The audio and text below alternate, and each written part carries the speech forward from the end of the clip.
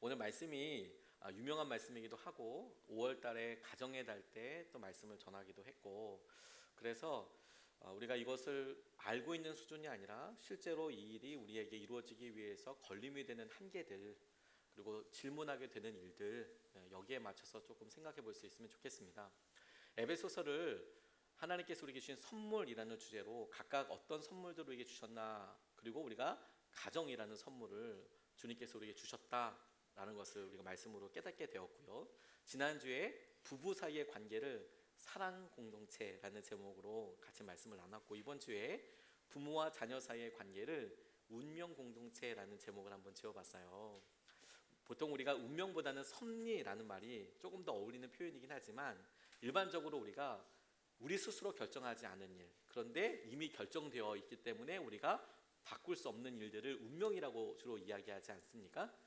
이렇게 운명적으로 만들어진 그런 관계인 부모, 자녀 사이의 관계에 대해서 주님이 어떻게 이것을 우리에게 선물로 주셨고, 이것이 선물이 되기 위해서 우리가 어떤 고백과 순종을 해야 하는지를 같이 좀 살펴보고 싶습니다. 아마 이거 기억하시는 분, 이분 기억하시는 분들은 조금 오래된 분이시라고, 연식이 되시는 분이라고 생각이 드는데, 김정식이라는 코미디언을 아시는지 모르겠어요. 옛날 밥풀떼기라는 걸로 형님 뭐 이렇게 나와서 도시의 천사인가요? 그리고 동작 그만 이런 데 나왔던 키가 아주 왜소한 그런 코미디언이 있습니다. 이분이 지금은 목회를 하세요. 파주에서 목회를 하십니다. 사람들에게는 많이 잊혀졌고요. 젊은 사람들은 김정식이라는 사람이 누군지도 몰라요. 그러다 보니까 이제 편안하게 연예인이 아니라 이제 목회 활동, 전도 활동을 하시는데, 이분이 세간에 어떤 사람, 많은 사람들에게 다시 한번 회자가 되는 계기가 있었습니다. 그게 뭐냐면 재치 있는 불효 사연 공모전이라는데 이분이 글을 쓰셨어요. 불효, 효도할 때 불효를 했다. 어떤 내용이냐 보니까, 연예인 할 때는 화려하고 그런 삶을 살았지만 목회를 하고 잊혀지고 뭐 이러다 보니까 많은 굴곡이 있었겠죠. 이분에게 어머니가 계셨는데 치매를 앓고 계셨던 거예요. 치매를 앓고 계셔서 이제 간병을 하고 함께 모시고 사는데, 문제는 뭐였냐면 이 2010년에 자꾸 하신 어머니가 자꾸 뚜러펑을 이모 자기 친구라고 자꾸 이렇게 우기시는 거예요. 빗자루랑 뚜러펑 있지 않습니까? 구멍 뚫을 때 뚜러펑, 얘를 자꾸 자기 친구라고 자꾸 이야기를, 절친이라고 자꾸 이야기를 하시는 거예요. 그래서 자꾸 이불에다가 그걸 갖다 놓으시고 같이 쌓아놓고 막 이렇게 하시는 거예요. 그러니까 김정식 목사님이 씨가 계속 이거 어머니 이러지 마시라고, 이거는 청소도구라고, 이건 빗자루고, 이건 뚜러펑이라고 그렇게 말씀을 드리는데도 계속 이제 그렇게 하시니까 속도 많이 상하고, 그러시는 어머니를 보니까 마음이 이제 속상한 거죠. 그러니까 막 성질도 내보고 그러지 마시라고도 얘기하고, 나중에는 엉엉 울기까지 하셨대요. 그러지 마시라고 눈물로 애원도 하셨답니다. 근데 이러다가 어느 날 이분이 이렇게 할 게 아니라, 그래 어차피 어차피 이렇게 사는데, 처음에 속상해서 이렇게 됐지만 큰 결심을 하고, 어머니가 하도 그러시니까 빗자루한테 아이고 이모님 오셨어요 라고 엄청 절을 했대요. 아이고 이모님 오셨어요. 그랬더니 어머니가 엄청 기뻐하시더라는 거예요. 이 김정식 씨가 빗자루한테 아이고 이모님 오셨어요 라고 말씀드렸더니, 그걸 보고 어머니가 엄청 기뻐하시더라는 거예요. 그리고 밤에 잠도 잘 주무시더래요. 그래서 본인이 깨달으셨답니다. 이거 기왕 완치가 불가능하다면 마음이라도 편하게 해드리자. 그래서 이모님 한 분을 이제 계속 이제 빗자루를 이모님으로 모시고 살았던 이야기를 이제 쓰셨던 겁니다. 우리가 어머니와의 일이 있었던 여러 일들을 이렇게 보면 사실 건강과 재정과 모든 일들이 많이 연결되어 있죠. 뿐만 아니라 의외로 아주 사소한 일에 우리의 깊은 영역까지 여전히 연결되어 있어요. 부모님이 아프시던, 부모님이 사회활동을 하시던, 심지어 우리 자신이 부모여도 우리 자식들과 아주 개인적이고 내밀한 부분까지 다 연결되어 있잖아요. 여전히 그렇다라는 것이죠. 근데 여러분, 우리가 부모님을 우리가 자신이 선택해 본 적이 있습니까? 그런 사람은 없었습니다. 어느 날 보니까 우리에게는 부모님이, 우리가 정신 차리고 나니까 부모님이셨죠. 어릴 때는 아예 우는 것밖에 할 수 없었던 우리가 부모님이라는 것을 알아차릴 때부터는 이미 이제 아무것도 아닌, 어떻게 바꿀 수 없는 그런 공동체가 된 셈이죠. 그래서 어떤 분들은 여기에 상처 있다 하시고요. 어떤 분들은 정말 감사한 마음으로 사시고 그렇게 고백하십니다. 근데 대부분의 분들은 감사와 사랑의 고백과 함께 상처와 아픔도 같이 갖고 계시더라고요. 그건 나이와 상관없이 그렇게 되는 것 같습니다. 근데 주님이 이것을 딱 잘라서 우리에게 선물 이렇게 말씀하신대요. 부모님과 우리와의 관계, 그리고 우리와 우리 자녀와의 관계를 주님께서는 이 땅에 하나님께서 주실 수 있는 가장 놀라운 선물이라고 말씀하신다는 거예요. 놀랍지 않습니까? 근데 그게 어떻게 그렇게 될까요? 하나님께서 우리에게 주신 기준대로 우리가 어떻게 이것을 의미를 해석하고 다시 질문할 수 있을까요? 그 첫 번째가 1절에서 저는 이렇게 묵상하게 됐습니다. 1절 말씀을 보니까 자녀되니 여러분 주 안에서 여러분의 부모에게 순종하십시오. 이것이 옳은 일입니다. 이렇게 이야기합니다. 순종하십시오. 이것이 옳은 일입니다. 부모님에게 순종해야 된다는 것에 대해서는 우리가 다 알죠. 굳이 신앙생활을 하는 사람이든 하지 않는 사람이든 부모님에게 순종해야 한다, 부모님 말씀 잘 들어야 한다라는 것은 우리가 어려서부터 익히 잘 알고 있는 내용 아니겠습니까? 여기서 특징적인 것은 뭐냐면 주 안에서라는 말과 함께 이것이 옳은 일이다라고 이야기하는 겁니다. 우리가 실제로 이런 모든 내용들을 잘 알고 있으면서 그래 우리가 부모님께 순종해야지, 부모님 말씀 잘 들어야지 라고 하면서 우리 마음에 걸림이 되는 게 뭐냐면 이 부모님과의 관계에서 우리가 마땅히 해야 될 바를 몰라서가 아니라 사실 부모님과에 있어서 느껴지는 감정이 우리를 어렵게 하거든요. 어떤 사람은 이것을 쓴뿌리라고 부르더라고요. 부모님이 우리에게 보여주셨던 일들이 우리에게 어떤 때에는 계속 그것을 생각하고 아프게 하는 일이 되기도 하고요. 그 어떤 분들에게 있어서는 이 사랑과 이 마음이 더 이상 또 느껴지지 않는 것 때문에 또 힘든 일이 되기도 하세요. 그게 우리에게 실제로 경험되는, 그러니까 부모님께 순종해야 돼, 주 안에서 부모님께 순종해야 돼라는 것을 모르는 게 아니라 순종을 할 때 생기는 우리의 마음이 사실 우리에게 굉장히 중요한 기도 제목들이 되거든요. 이게 정말 항상 기쁨이고 사랑이고 이러면 좋은데 그렇지 않은 경우도 있고 의무처럼 여겨질 때도 있고 어려움처럼 여겨질 때도 있지 않습니까? 최근에 이것을 생각하게 하는 굉장히 좋은 책 한 권을 읽었어요. 아빠의 아빠가 됐다라는 책인데 여러분들도 나중에 한번 읽어보셨으면 좋겠습니다. 기독교 서적은 아닙니다. 20대 청년이 썼어요. 20대 청년이 어렸을 때 부모님들이 이혼하셔서 부모님 아버지와 자기가 같이 살고 어머니와 동생, 딸이 같이 여동생이 같이 살고 그렇게 헤어져 살았답니다. 아버지는 인테리어 미장을 하시는 분이었고요. 열심히 일을 하셨고요. 그런데 남자 둘이 사니까 뭐 그냥 서로 우리 자기 일은 자기가 하자. 1인분의 삶은 1인분대로 자기가 책임지는 거 이제 이렇게 결정을 하셨답니다. 그래서 실제로 알바하면서 이 아이도 이 청년도 잘 살았대요. 근데 20살 되는 날 아버지가 공사를 하시다가 높은 곳에서 떨어지셨어요. 졸지에 병원을 가야 하는데 그렇게 사고가 나고 나니까 20살 된 이 청년이 보호자가 된 거죠. 병원에 갔더니 보호자분, 제가 자기가 가니까 보호자요 보호자, 저예요 저. 그러냐고, 그러면 수납하시라고 이렇게 이야기를 하는데 이 수납서부터 문제가 되는 거 아니겠습니까? 수술이나 이런 게 잡으니까 몇십만 원 단위가 아니라 몇백만 원 단위로 가는데 이 20살 된 이 청년이 뭐 어디서 돈이 있겠어요? 친척들한테 연락하니까 친척들이 뭐 어렵다고 이야기하죠. 심지어 20살은 보증을 또 누가 서줘야 된답니다. 24살까지는 보호자가 또 될 수가 없대요. 근데 이 연대 보증도 서주지 않으려고 하는 것이죠. 친척분들도 너무너무 섭섭하더래요. 그런 마음의 트러블과 이런 아픔이 아버지의 사고로부터 계속 생기게 됐어요. 재정적으로 힘들고 여전히 어렵고요. 그런데 열심히 일하던 분이 이게 재활하는 데까지 시간이 뭐 오래 걸릴 거 아닙니까? 몇 달 걸리면서 하실 게 없으니까 계속 이제 술을 드신 거예요. 원래 일하시면 더 술을 많이 드셨지만 그래서 젊은 나이에도 불구하고 사고 나셨던 때가 49살이셨대요. 49살. 젊죠. 아직 50도 안 된 49살 이 아버지가 알코올성 치매가 시작이 된 거예요. 너무 안타깝죠. 그러니까 몸은 몸대로 나아야 되는데 이 선망 증상도 오고 막 그러니까 이 20대 청년이 너무 답답한 거죠. 제일 힘든 게 뭐냐면 재정적인 것도 그랬지만 간병인이 너무 힘들더래요. 간병을 누가 해야 되는데 자기랑 아버지랑 둘밖에 없으니까 자기가 낮에는 알바를 했다가 저녁에 와서 밤을 새는데 이게 뭐 한 주, 두 주는 어떻게 체력으로 해보지만 이게 한 달, 두 달 되면 그리고 자기도 뭔가 배워야 되고 시간들이 있어야 되는데 이게 너무 안 되는 거죠. 근데 간병인을 실제로 쓰려고 보니까 너무 비싼 거예요. 그래도 용기를 내서 써봤더니 참 이분이 그 간병인으로 오신 여자분이 자기랑 자기 아버지 나이를 더한 것보다 더 나이가 많으신 분이 오셨다고 하더라고요. 우리나라 현실이겠죠. 그런데 그거 재정하기 위해서도 열심히 그렇게 하는 겁니다. 자기가 아빠가 된 거예요. 자기가 아빠라고 생각했던 아빠의 자기가 아빠가 이제 된 거예요. 점점 아빠가 기억을 잃어버리고 막 단순한 거 가지고 화내고 짜증내고, 그러다가 이분이 한 일화를 이렇게 쓰셨어요.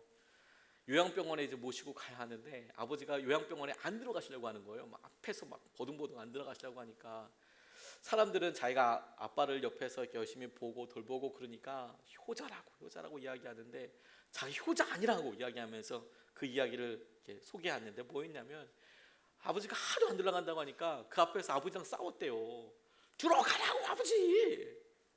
이 몇 달 동안 아버지한테 들어간 돈이 300만 원도 넘는단 말이야. 너무 속상하니까 이제 아버지한테 들어가라고 아버지.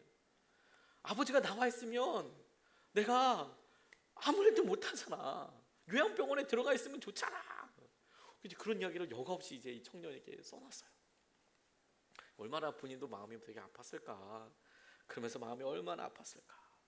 그래서 고민했던 이야기가 막 거기에 이제 그 책에 자세하게 나와 있습니다. 우리나라 이렇게 있다 보니까 청년으로서 부모님을 이렇게 모시는 것이 얼마나 힘든가. 그래서 모시려고 보니까 아버지도 일을 하면 안 되고 본인도 정식적인 일을 하면 또 나라에서 이런 보조금을 받을 수가 없고, 그러니까 더 재정이 어려워지겠죠. 그런 일들 이렇게 여기면서 이분이 그런 이야기를 해요. 자기가 효도하는 거 아니다. 효도하는 거 아니다. 자기가 이게 마땅히 해야 될 옳은 일이기 때문에 하는 것이다. 그게 자기가 시민이기 때문에 이런 일을 한다고 이야기를 하더라고요. 전 마음이 좀 아팠어요. 이분이 만약에 신앙인이었으면 주님이 하셨기 때문에 라고 이야기할 텐데 이분은 시민이기 때문에 내가 이 땅에서 살고 이 땅에서 함께 교육을 받고 이 조직을, 이 나라를 이끌어가는 시민으로서 내가 이런 일들로 법안을 만드는 데도 참여하고 싶고 그리고 이런 일들에서 더 마음을 쓰고 싶은 그런 사람으로 영향력을 주고 싶다. 아무런 힘은 없지만 이제 이 사람은 이렇게 결론을 냈더라고요. 근데 저는 거기서 이 청년이 고백했던 내용 중에서 감정의 한계는 반드시 끝을 보게 되어 있거든요. 우리가 부모님께 순종해야지라고 이야기할 때 마음이 힘들고 어려운 것은 뭐냐면 여기까지다라고 생각될 때 아니겠습니까? 힘들다라고 생각될 때. 그분이 효도를 안 하기 때문도 아니고 지금 그분의 상황이, 우리의 상황이나 정황이나 관계나 우리의 형편이 어렵고 힘들고 몰려서 있을 수 있는데 우리에게는 그게 유독 아픈 송곳처럼 다가와서 이게 내 한계야, 어려워, 난 이제 못할 것 같아, 어떡하지, 이런 생각들이 드는데, 근데 바로 여러분 그럴 때 너 힘을 내 사랑을 더 짜내봐, 이건 별로 위로가 되지 않더라고요. 오히려 저는 이 청년의 고백이 더 큰 위로가 됐어요. 이게 옳은 일이야. 이건 우리가 마땅히 해야 될 일이야. 우리가 부모님에게 순종하는 것은, 부모님에게 사랑하는 것은 마땅히 해야 될 일이야. 우리의 감정과 상관없이 우리가 그렇게 하는 것은 가치 있는 일이야. 그리고 이것은 하나님의 명령이야. 그러니까 제게 큰 위로가 됐어요. 하나님, 마음의 중심에서부터 올려질 때에도 너무 감사하지만 부모님께, 하지만 그렇지 않고 이 일에 대해서 우리가 옳은 일이기 때문에 순종하고 나아가는 것도 주님께서 우리에게 말씀하시는 것에 우리가 순종하는 것이군요. 내가 그 길을 따라서 부모님 앞에 나아가게 해주십시오. 이게 첫 번째 주님께서 말씀하신다고 붙잡게 돼서요. 두 번째로 이 본문 말씀이 우리에게 부모님께 순종하라고 이야기하면서 어떤 부분을 이야기하고 있냐면, 우리가 부모님께 순종하는 것이 우리에게 축복이 된대요. 축복의 약속이 된답니다. 2절 말씀, 3절 말씀에 보면 내 부모를 공경하라고 하신 계명은 약속에 딸려 있는 첫째 계명입니다. 내가 잘되고 땅에서 오래 살 것이다 하신 약속입니다. 이렇게 말씀하셨어요. 이것이 약속이다라고 말씀하시는 것은 무엇이냐면, 어떤 의미로 제게 다가왔냐면, 부모님이 나중에 돌아가신 이후에도 이것은 하나님과의 약속이 되어서 우리가 부모님에게 어떻게 순종했는지가 우리에게 여전히 영향력을 주게 될 거예요. 우리에게 여전히 축복의 길이 되어줄 거예요. 우리가 부모님에게 했던 일들이 여전히 주님께서 기억하시고 우리를 붙잡아 주시고 우리에게 은혜를 내려주실 때에 중요한 통로가 되게 하실 거라는 약속이에요. 그게 첫째 되는 계명이다 라는 말씀에서 우리가 붙잡고 싶은 것입니다. 우리가 부모님에게 하는 것이요. 올해 9월쯤이라고 생각이 드는데 전용록이라는 분 아십니까? 역시 이 전용록을 알아도 조금 연식이 되신 분들입니다. 저는 심지어 노래도 몇 개 생각나서 좀 절망했어요. 왜 이러지? 이런 생각이 들어요. 심영래 뭐 이런 분들 아시는 분들도 사실 조금 오래되신 분들이죠. 예. 컬투 혹시 여러분 아세요? 이거 아시는 분들 조금 젊으신 분들에 속할 수도 있겠습니다만 아무튼 전용록 씨가 그 전영록 씨의 어머니였던 고 백설희 씨를 이렇게 떠올리게 됐어요. 그날 그 부르의 명곡이라는 그런 KBS 프로그램에서 고 백영희 씨가 불렀던 노래들로 그 프로그램 자체가 뭐냐면 여러 가수들이 그 부르의 명곡을 남긴 가수의 곡들을 불러요. 똑같은 곡을 부르는 게 아니고 뭐 여러 곡을 나눠서 커버곡을 부릅니다. 그래서 제일 잘하는 사람하고 느낀 점 이런 거를 이야기하는 그런 프로그램인데 그 중에 신현이라는 분이 아메리카 차이나타운이라는 노래를 불렀대요. 저는 이 노래는 몰라요. 혹시 아시는 분들 계실 것 같아요. 아메리카 차이나타운이라는 노래가 있답니다. 그런데 그걸 감상한 후에 이 전용록 씨가 사람들한테 이렇게 이야기했어요. 그 곡이 50년대 중반에 나온 곡이라고. 아메리카 차이나타운이 50년대 중반에 나온 곡인데 어머니가 이 백영희 씨가 그 노래 때문에 엄청 바빠지셨다는 거예요. 팍 뛰기 시작했다는 거죠. 그리고 어머니가 늘 이야기하셨대요. 나에게 복덩이라고. 이 아메리카 차이나타운이라는 곡이 내게는 복덩어리다. 그러니까 이분에게서는 가수에 있어서 이제 사람들에게 널리 이름을 알려지게 되는 계기가 된 거죠. 그러니까 이건 진짜 놀랍다라고 이야기했는데 문제는 그 신영희 씨가 노래 부르는 것을 보고 전영록 가수가 뭐라고 이야기했냐면 그런데 나는 그런 바쁜 엄마가 너무 싫었다는 거예요. 그렇게 바쁜 어머니가 너무 싫었다. 초등학교, 당시는 국민학교겠죠. 국민학교 6학년 때까지 저희 어머니한테 어머니라고 안 그랬다. 아줌마라고 그랬다. 자기 백영희 씨한테 엄마라고 안 하고 아줌마라고 불렀다는 거예요. 6학년 때까지. 어머니가 절 참 싫어하셨을 거다. 어머니인지 아는데 부하가 나서 그렇게 했다. 후회가 된다. 이렇게 이야기를 하셨더라고요. 엄마인 건 아는데 바쁜 엄마 이렇게 보면서 아줌마라고 불렀다는 거예요. 아줌마. 근데 이제 나중에 이제 이 전용록 씨는 한 60살 정도가 되셨거든요. 그런데 자기 어머니 노래를 이렇게 부르는 걸 보면서 그때 이 아주 뭐 초로라고까지는 없지만 60대가 된 이 전용록 씨가 제일 후회되는 게 뭐냐면 내가 왜 그때 우리 엄마한테 아줌마라고 계속 불렀을까? 왜 아줌마라고 불렀을까? 참 그게 후회된다라고 이야기를 하는 걸 보고 전 참 되게 많은 생각을 하게 됐어요. 사실 우리가 철없을 때 부모님에게 이야기하죠. 그렇죠?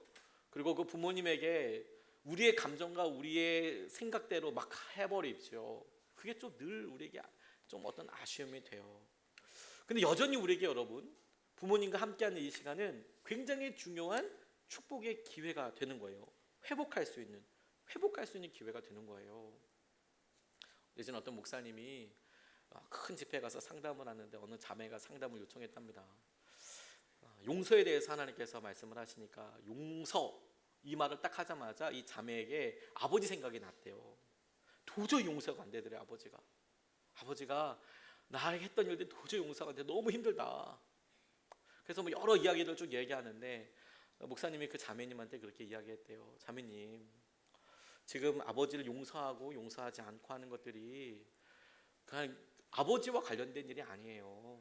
앞으로 자매가 결혼을 하게 되고 그 결혼할 때 남편을 만나게 되고 그리고 이 남편과의 관계가 아버지와의 관계로 인하여서 자연스럽게 투영되는 여러 일들이 있을 텐데 앞으로 자매의 미래에 있어서 부모님의 관계, 아버지와의 관계가 진짜 중요한 관계가 될 거예요. 그렇게 말씀을 했다는 거예요. 그리고 실제로 그게 맞는 말이기도 하고요. 2016년도에 우리가 참 끔찍하지만 안타까운 그런 뉴스 하나를 들었습니다. 어느 가정에서 자기 딸 아이를 오랫동안 그 시신을 방치했던 사건이 신문에서 굉장히 막 놀랍게 있었던 일이 있었어요. 심지어 그 당사자가 신학대학교 교수님이었어요. 너무 안타깝더라고요. 독일에서 박사학위를 하시고 돌아오는데 그 독일에서 유학할 때 아내분이 사모님이 돌아가셨나 봐요. 그래서 재혼을 하시게 됐죠. 돌아왔는데 어린 아이들이 엄마 사랑받고 이래야 될 때 아주 아픈 일을 많이 겪었지 않습니까? 돌아왔는데 이 딸아이가 조금 행실에 있어서 사람들의 주의를 받았나 봅니다. 거짓말도 하는 것처럼 보이고 또 남의 것을 이렇게 훔친다는 이야기를 들리기도 하고, 그러니까 그걸 고치기 위해서 분명히 처음에는 하셨을 거예요. 근데 그게 잘 고쳐지지 않고 뭐 집을 나가기도 하고 뭐 그랬다고 이야기를 하는데, 하지만 부모로서 뭐 고치고 얘기해 줘야 될 부분들이 분명히 있겠죠. 어느 날 이 아빠가 늦게 들어왔는데 엄마가 아이를 또 뭐 했냐고 이렇게 혼내고 있더라는 거예요. 막 때리고 있더라는 거예요. 근데 아빠가 너무 화가 났대요. 뭐가 화가 났냐면 이 애가 이렇게 엄마한테 혼나고 있다는 상황 자체가 너무 화가 났대요. 그래서 거기서 말렸어야 되는데 더 매를 세게 든 거예요, 아빠가. 엄마가 막 화를 내니까 그래? 그러면서 막 또 애를 그냥 쥐잡듯이 잡은 거죠. 그래서 애가 목숨이 끊어졌어요. 중학교 딸이. 그러면 바로 자수를 하고 사람들에게 이야기를 하고 장례 절차나 이런 거 해야 되는데 숨겼어요. 1년 이상. 집에다 방치해 놨어요. 나중에 이게 밝혀지고 나서 아주 뭐 대서특필되고 난리가 났었죠. 이분이 서울신대 교수님이었는데 22년형을 받았습니다. 그런데 이분에게 최근에 더 놀라운 일이 있게 돼서요. 이 딸아이에게 오빠가 있었던 거예요. 다시 말해서 첫째 아들이 있었던 겁니다. 첫째 아들이 자기 동생 그렇게 되어 있는 거 보고 어떻게 집에 있을 수 있어요? 어떻게 제정신을 차릴 수 있겠습니까? 이 아이도 너무 딱하죠. 그러니까 집을 가출해가지고 바깥에서 막 되는 대로 막 살기 시작하는 거예요. 뭐 오토바이 끌고 다니면서 막 난리치고 사고치고 다니고 막 그렇게 막 사는 거죠. 난 하나님 안 믿는다, 예수님 안 믿는다, 막 이렇게 하면서 어떻게 그럴 수가 있냐, 막 이렇게 사는 데에 목사님 한 분이 걔를 붙잡아서 같이 살자고 이야기를 하셨대요. 그렇게 살지 말아라. 박보영 목사님이라는 분이 그 아이를 불렀대요. 같이 살자 마라. 근데 같이 살아도 안에서 뭐 깽판도 치고 싸움도 하고 오고 뭐 난리를 치고 그런 일이 여러 번 있었답니다. 그래도 우리 같이 살자, 계속 암만 안 하고 기회를 주고 그렇게 했다는 거예요. 그렇게 한 3년, 2년, 3년이 지나고 나니까 한 달 전쯤 됐을까요? 이 아이가 목사님을 찾아왔대요. 그 사이에 자기가 그렇게 싫어하던 하나님, 못 믿겠다던 하나님 만나게 됐어요. 그런데 목사님 찾아와서 무슨 얘기를 하냐면 이제 내가 아버지를 찾아가야겠다고, 그리고 아버지를 용서해야겠다고 그렇게 말씀하시더라는 거예요. 내가 이제 아버지 용서해야겠다고. 사실 아들로서요, 용서하고 용서하지 않고 그게 제3자가 봤을 때 어떤 차이가 있을까 싶지만 하나님께서 오늘 말씀으로 보셨을 때에는 사실 엄청난 축복이 열린 거예요. 내가 부모님으로부터 상처받은 거 다 나 때문이라고 할 수 없죠. 부모님의 연약함일 수도 있고 여러 일들이 또 상황이 그렇게 갈 수도 있고 또 부모님의 연약함 뭐 여러 이유들도 있을 수 있어요. 그런데 여러분, 이것을 주님께서 주시는 축복으로 바꿀 수 있는 키는 우리에게 있어요. 우리가 주님의 말씀 안에서 주님께 순종하는 대로 부모님 앞에 나아가는 것이 너희들이 축복을 받는 길이야. 그러니까 그 기회를 놓치지 마. 이거 너무 중요한 거예요. 어린아이들이 게임할 때 이렇게 보면 슈퍼마리오라는 게임이 있습니다. 그냥 쭉 가면서 뭐 버섯도 먹고 하면 뭐 이렇게 계속 변해요. 그런데 제가 옆에서 이렇게 보니까 저는 잘 못합니다만 어디에 뭐가 숨어 있는지 애들은 다 알아요. 그래서 어디를 이렇게 머리를 띵 박으면 버섯도 나오고요. 어디를 이렇게 봐면 뭐 이렇게 먹을 거 쭉 점수 포인트들이 있어요. 그걸 다 외워서 하더라고요. 다 외워서. 기가 막히죠. 그래서 그걸 여러 번 했기 때문에 그런 거 아니겠습니까? 그래서 거기를 그냥 넘어가지 않아요. 그 기회와 포인트를 놓치지 않습니다. 부모님께 우리가 순종할 수 있는 기회는요, 주님께서 우리에게 축복해 주실 수 있는 포인트를 잡는 거예요. 주님께서 우리에게 하실 수 있는 은혜의 포인트를 붙잡는 거라고요. 그래서 주님께서 우리에게 말씀하신 대로 순종하는 것이 너무너무 중요한 일이 되는 것이죠. 뿐만 아니라 오늘 본문에서는 부모들이 자녀에게 하는 일에 대해서도 말씀하고 계세요. 4절 말씀에 이렇게 나와 있습니다. 또 아버지 된 여러분, 여러분의 자녀를 노엽게 하지 말고 주님의 훈련과 훈계로 기르십시오. 이렇게 나와 있어요. 여러분의 자녀를 노엽게 하지 말고 주님의 훈련과 훈계로 기르십시오. 자녀들을 노엽게 하지 말랍니다. 자녀들이 언제 화가 날까요? 제가 지켜본 바로는 시도 때도 없이 화가 나더라고요. 사춘기 때는 뭐 말만 해도 화가 나는 것 같아요. 그렇죠. 아빠가 무슨 뭐 런닝구만 입고 다녀도 화가 나는 것 같아요. 왜 그러는지 모르겠어요. 하지만 우리가 우리 스스로의 생각을 보고 상황을 봐도 아이들이 부모로서 기준이 명확하지 않을 때 말할 수 없는 그런 화가 나요. 처음에는 이렇게 하면 된다고 얘기했다가 그 다음엔 전혀 다른 기준 또 화를 내요. 그 다음에 또 그 기준 또 바뀌어요. 계속 어떤 원칙이 없어요. 계속 그렇게 하니까 애가 뭐가 뭔지 모르겠고 오늘 부모 기분이 뭐야? 부모님 상황이 좀 어떻게 되는 거야? 사실 이게 우리를 되게 이 아이들이 어려서부터 자기가 무언가 붙잡을 수 없는 그런 기준이 없다는 게 절망하게 하고 한숨 짓게 하는지 몰라요. 그런데 그 자녀를 노엽게 하지 말고 제가 이것을 그렇게 풀었던 이유가 뭐냐면 묵상했던 이유가 뭐냐면 주님께서 바로 말씀하시는 게 뭐냐면 주님의 훈계와 훈련으로 가르쳐야 한다는 거예요. 기준에 대해서 말씀하시는 거거든요. 분노에 대해서 이야기하면서 그 분노가 주님의 훈련과 주님의 훈계와 관련이 있다는 거예요. 단순히 우리 마음속에 우리 아이들이 화나는 것으로 이렇게 반응하는 것이 중심이 아니라 아이들이 분노하게 되는데 그 분노의 원인이 기준이 무엇인가를 따라서 생각해 봐라. 왜냐하면 너희들이 부모로서 아버지로서 아이들을 화내게 하지 마라. 화내게 하지 않기 위해서 해야 될 일이 뭐냐면 주님의 훈계와 주님의 훈련으로 가리키는 것이다 라고 말씀하시는 거라면 애들이 화나는 이유가 너희들 기준으로 너희들이 원하는 것 때문에 한다 하지 만다 이런 것들 때문에 힘든 거고 거기에 바른 기준인 주님의 훈련, 주님의 훈계로 아이들을 가르쳐라. 이게 하나님께서 우리에게 주는 거예요. 근데 여기서도 여러분 놀라운 게 있습니다. 감정에 대해서 이야기하지 않아요. 자녀들 당연히 사랑스럽죠. 당연히 사랑스럽고 예쁘죠. 예쁩니다. 예쁠 때도 있습니다. 그런데 애들 조금 크면 이게 무슨 뭐 트랜스포머도 아니고 계속 변하지 않습니까? 이게 상황이 변하고 막 이럴 수도 있어요. 근데 기본적으로 참 많이 사랑합니다. 그때마다 우리가 기준에 대해서 생각하게 돼요. 내가 정말 주님의 기준대로 가고 있는 건가? 근데 아무리 봐도요, 우리가 너무 연약한 부분이 있는 거예요. 아무리 봐도 너무 연약한 부분이 있어요. 잘하려고 하는데도요. 제가 저희 아버지랑 비교적 근래에 들어서 뭐 근래라고 그래봐야 이제 아버지 쓰러지고 난 다음서부터 그래도 조금씩 이제 물꼬를 열기 시작했어요. 저희 아버지가 평생 하지 않던 본인 어렸을 때 이야기를 해주시더라고요. 저희 아버지께서 장남이신데 어머니가 어렸을 때 전쟁 이후에 이렇게 집을 나가시게 되셨어요. 그래서 재혼 가정이 이렇게 됐어요. 가족들이 많이 늘어났어요. 새어머니 쪽에도 이제 형제들이 있었으니까. 그래도 7 형제가 그런대로 잘 지내셨던 것 같아요. 지금도 우리 고모네나 삼촌네나 잘 지내시는 편인 것 같아요. 그런데 가장으로서 우리 아버지는 너무너무 힘드셨나 봐요. 어렸을 때.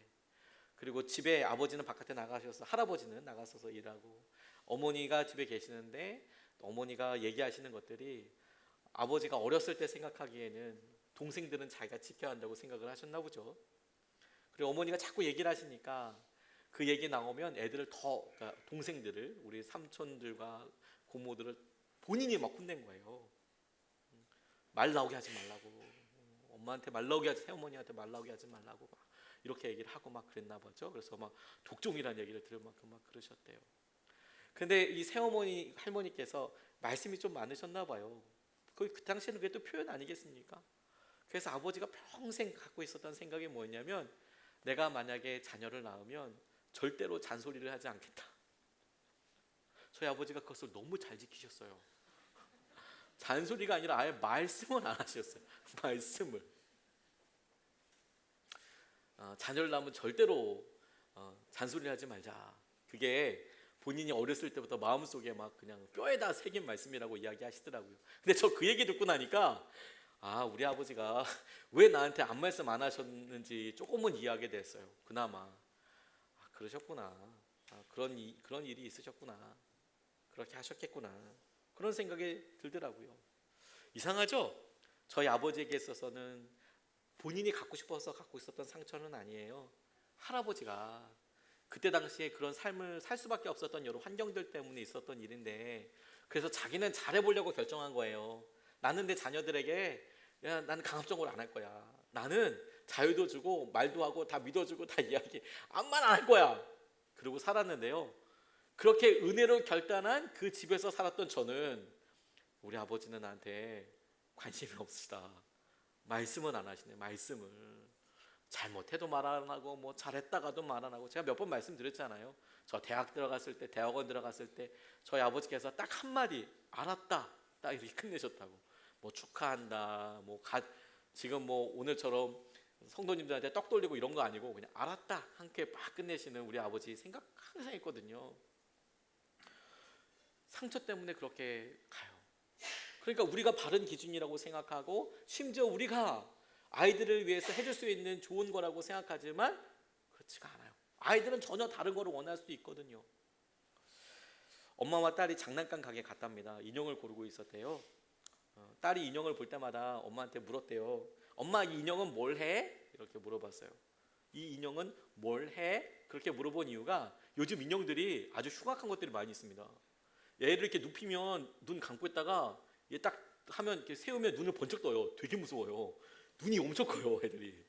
근데 이게 막 진짜 애처럼 막 이렇게 움직입니다. 이게 눕히면. 그리고 뭐 젖꼭지를 이렇게 물리면 또 이게 뭐가 먹는 신용을 또 해요. 그래서 뭐 또 들어가요, 그 안에. 되게 신기합니다. 말도 하고요. 뭐 단순한 몇 가지 말이지만 그래도 말을 합니다. 그러니까 이제 애가 물어보는 거예요. 엄마, 이 인형은 뭐래? 어떤 일을 해? 이렇게 물어보니까 엄마가 뭐 알아요. 그 뒤에 설명서 보고 읽어주는 거죠. 그 설명서가 얘는 뭐 어떻다 얘기하면 그거 가지고 이 인형은 뭘 한다고 이야기를 해주는 거예요. 친절하게. 그러니까 이제 물어보니까 엄마가 얘기해 줬어요. 그거 진짜 사람처럼 말을 한단다. 애가 뭐 할 수 있는 단어가 몇 개 안 되니까 이렇게 응애 말을 한다든지 뭐 이렇게 말을 한다는 거예요. 그렇구나. 이건 뭐해? 그건 아이처럼 웃고 우는 소리를 내지. 그런 인형이 있어요. 막 진짜 웃기도 하고 울기도 해요. 배고프면.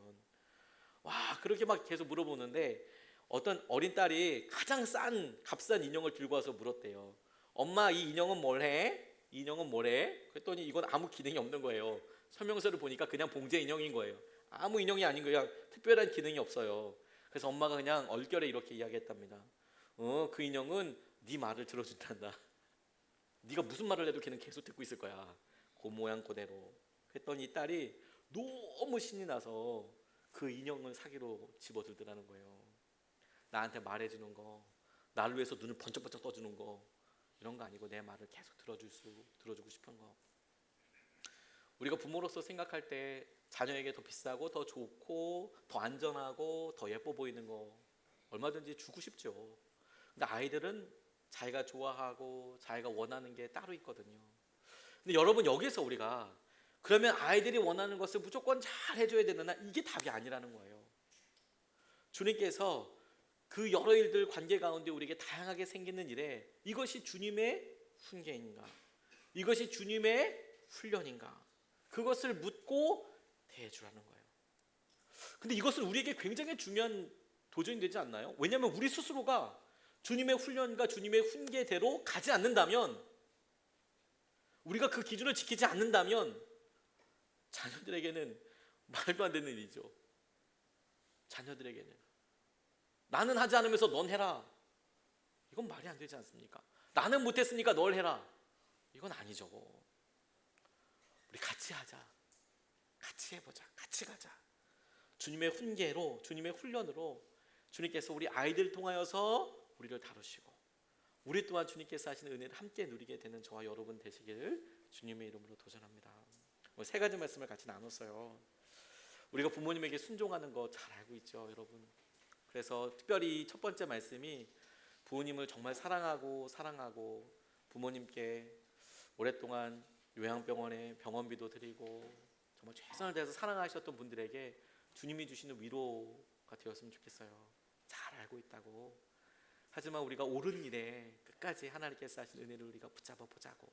뿐만 아니라 주님께서 이 부모님에게 순종하고 사랑하는 길이 우리가 이 땅에서 하나님께서 주시는 축복을 누리게 되는 찬스래요, 기회래요. 이거 우리가 놓치지 말자. 주님 앞에 하신 여러 일들에 대해서 부모님을 더 사랑해드리자. 또 우리가 연약하지만 부모로서 우리의 기준이 아니라 주님의 기준으로 계속 서기 위해서 아이들에게 하나님께서 하시는 은혜와 마음을 가리키는 통로가 되었으면 좋겠습니다. 우리 같이 말씀 붙잡고 이 시간 좀 같이 기도하고 싶습니다.